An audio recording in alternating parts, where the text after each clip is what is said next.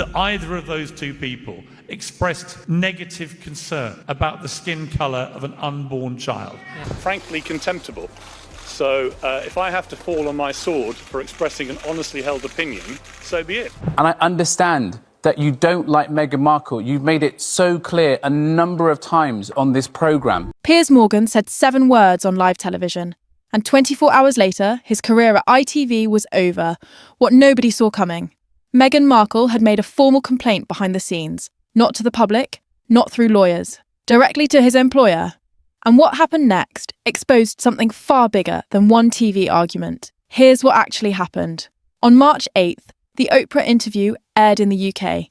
By the next morning, Morgan was on Good Morning Britain delivering his take, and he didn't hold back. He said he didn't believe Meghan's claims about mental health support being denied. He questioned the racism allegations. He said the timeline didn't add up. Within hours, over 41,000 complaints flooded into Ofcom, the UK broadcast regulator. By the following day, Morgan walked off set mid-show after a heated exchange with weatherman Alex Beresford. And then he was gone. To understand why this moment exploded, you need to know what Meghan actually said in that interview. She told Oprah that when she approached the institution for mental health support during her pregnancy, she was told it wouldn't look good for the institution if she sought help. She also revealed that a member of the royal family had expressed concerns about how dark Archie's skin might be. These weren't small claims. These were institutional racism and neglect allegations against one of the world's most powerful families. The palace issued a rare statement. The issues raised, particularly that of race, are concerning. Recollections may vary. Real baby bump, or has she strapped it on? She's got form for strapping on baby bumps. That phrase, recollections may vary, became its own controversy. It was diplomatic. But it also suggested disagreement with Meghan's version of events, and that's where Piers stepped in. Here's what most people missed. Meghan didn't just watch Morgan's comments and move on. She took action. According to multiple reports confirmed by ITV, Meghan contacted the network directly to raise concerns about Morgan's remarks. Not a public statement, not a legal letter. A direct complaint to his employer, ITV, confirmed they received communication from the Duchess. Morgan himself didn't know about it until after he'd already resigned. Now, was this about protecting her mental health narrative? Or was it about controlling the conversation? The optics matter here.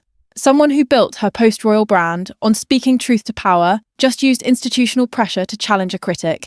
That's not illegal, it's not even unusual. But it does complicate the narrative. Because if you're fighting for free expression and authenticity, going directly to someone's employer when they disagree with you reads differently. I'll take it. Morgan saw it as proof of exactly what he'd been saying. That scrutiny wasn't welcome. That questioning the narrative would be met with consequences. The morning after Morgan's walk-off, ITV released a statement. By mutual agreement, Piers Morgan was leaving Good Morning Britain. Effective immediately, but here's where it gets messy. Ofcom launched a formal investigation into whether Morgan's comments breached broadcasting rules, specifically whether his remarks could harm people experiencing mental health issues. Morgan defended himself publicly. He said he was entitled to disbelieve someone's account. That free speech included the right to be sceptical, that he never attacked Meghan personally. He questioned her claims. 15 months later, Ofcom ruled in Morgan's favour. They found that while his comments were potentially harmful, restricting them would be an unwarranted interference with freedom of expression. Morgan had won. Officially. But by then, he'd already been off ITV for over a year. So the question became, was the complaint about harm, or was it about silencing criticism? What Morgan identified, and what made this moment bigger than one TV spat, was a pattern. Meghan and Harry had spent years criticising the press. They'd sued tabloids. They'd left royal duties citing media intrusion. They'd moved to California for privacy, but they'd also signed deals with Netflix and Spotify, done a primetime Oprah special, written a best-selling memoir, launched a media production company. Morgan's argument: you can't claim you want privacy while actively courting publicity. You can't demand to control your narrative Labor and birth unless you're trying to shuffle out a certain while profiting from sharing it. And when someone questions your story, you can't cry harassment and simultaneously leverage institutional power to shut them down. Fair or not, that's how it read to millions of people. The Ofcom ruling only reinforced it. Even the regulators said Morgan had the right to express doubt. But here's the other side.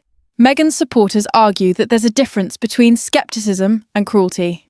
That Morgan's relentless focus on her, year after year, interview after interview, crossed from commentary into obsession.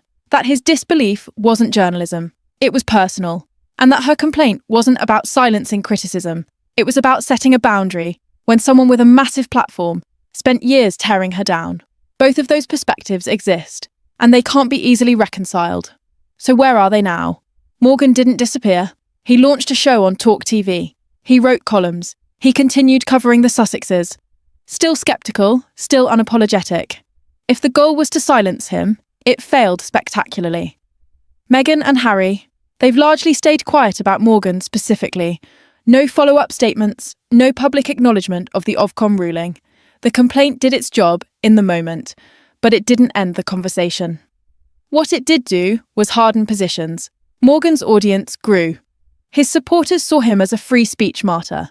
Meghan's supporters saw him as exactly the kind of media figure she'd been warning about. Duke and Duchess of Sussex have been asked to vacate their British base, Frogmore Cottage, the couple's spokesperson has. The asset, I think, the more she draws it down by being rude about them, the more she'll suffer. And the middle ground, the people who weren't sure what to believe. They watched this play out and drew their own conclusions. Some saw someone protecting herself from harmful coverage. Others saw someone using power to suppress dissent. The truth probably lives somewhere in between. But public perception doesn't live in nuance, it lives in patterns. And the pattern here became, criticism isn't tolerated. Here's what this moment actually revealed. Not about who was right or wrong, but about how public figures navigate criticism in 2024. Totally surprised by the reaction after the first 5-6 months when we had to ourselves of what actually happened. You shouldn't do it, because the British tabloids will destroy your life. So it's been complicated. When someone tells their story on the world's biggest stage, and that story conflicts with institutional accounts, who gets to question it? And when does questioning become harassment? Morgan crossed lines. No debate there. His focus was personal, persistent, and often cruel in tone. But Meghan's response, going directly to his employer, raised its own questions. About power, about accountability, about whether public figures can demand belief without scrutiny. The Ofcom ruling said Morgan had the right to disbelieve her. But the damage was already done. Not to him, but to the idea that criticism could exist without consequences. And that's the legacy, not the walk-off, not the complaint, the chilling effect. If you want to decode moments like this before the narrative gets set in stone, hit subscribe. I break down every major royal story the week it happens, not when it's safe to talk about, because the most interesting question isn't who was right, it's what the fight itself reveals. Next video drops in 48 hours, and it's the one detail about Harry and Meghan's 2025 strategy that changes how you see everything they're building. You'll want to be here for that.